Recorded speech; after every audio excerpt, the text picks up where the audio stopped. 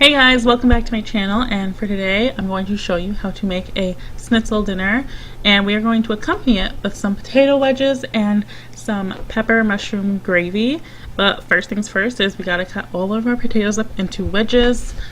So I went ahead and cut the potato in half first and then cut it across 4 times. For any pieces that seem really giant, just go ahead and cut those in half again and then repeat the process for the rest of the potatoes.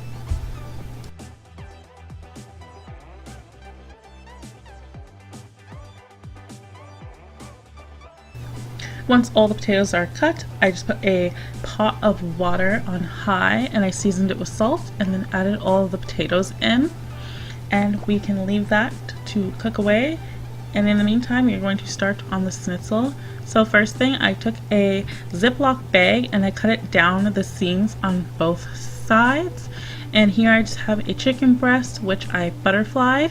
And we are going to take our mallet and we are going to basically flatten it like a pancake.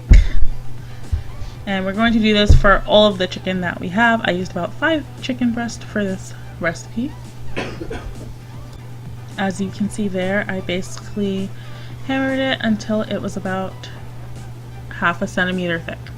Now we're going to move on to making our breading station. So first I took some flour, I seasoned it with salt and pepper as well as some onion powder and garlic powder.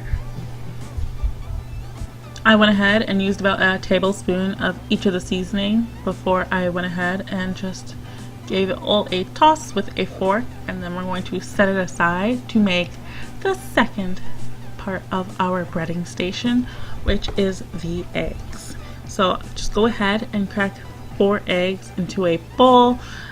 I don't know what was wrong with me today, but I could not seem to crack any of these eggs without getting like 10 pieces of shells in there. But anyways, just crack them in there and then whisk them with a fork and then set that aside, and also do a plate with some panko and then set aside.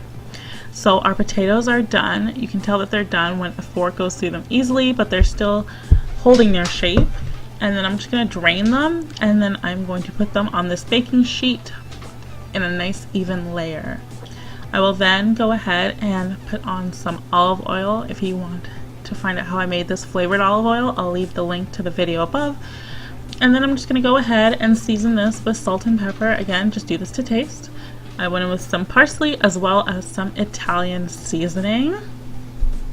And then I'm going to give everything a good mix using a flat spatula, and you just want to be pretty gentle with this. It's okay if they get a little roughed up, but you don't want to make mashed potatoes.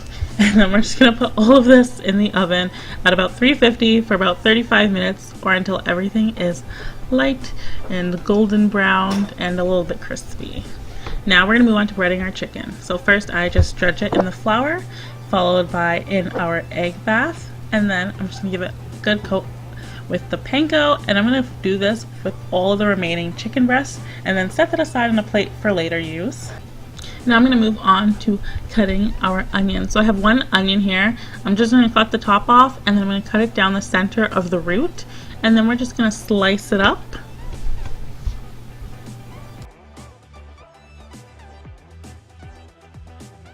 And then I'm going to move on to cutting up a pepper. So first I cut the 4 sides off.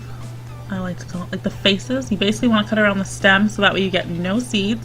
And then we're going to slice these. Again, we're going for just like a pretty medium sized slice. And I did 1 orange pepper and 1 yellow pepper. And there you saw the finished potatoes.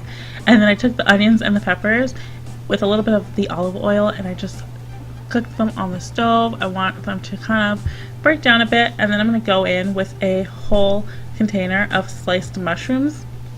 And we're just basically going to let this saute down until it is like half of the size that it is now. In the meantime, while that's doing its thing, we're going to go on to frying our schnitzel. So I took some butter and melted it in a pan. I found butter worked best. I basically had to do this a few times to find the perfect temperature and the perfect frying material to make these chicken schnitzels in. But I found butter worked best over a medium heat. And I left them for about 7 minutes per side, and then flipped and then cooked for another 7 minutes or until the chicken was thoroughly cooked through. Once it was all done, I finished up the mushroom pepper gravy. I'm going to add in a tablespoon of flour as well as a tablespoon of butter. And then I'm going to give this a really good mix for about a minute. We want to cook off that raw flour taste. And then we're going to go ahead and add in some mushroom broth. And I went in with about half a cup of this. And then I followed that up with some red wine. And I went in with a half a cup of this as well as about 1 tablespoon of Worcestershire sauce. And then we're going to basically give this a good mix until our sauce is thickened, about 1 to 2 minutes if your sauce is already boiling.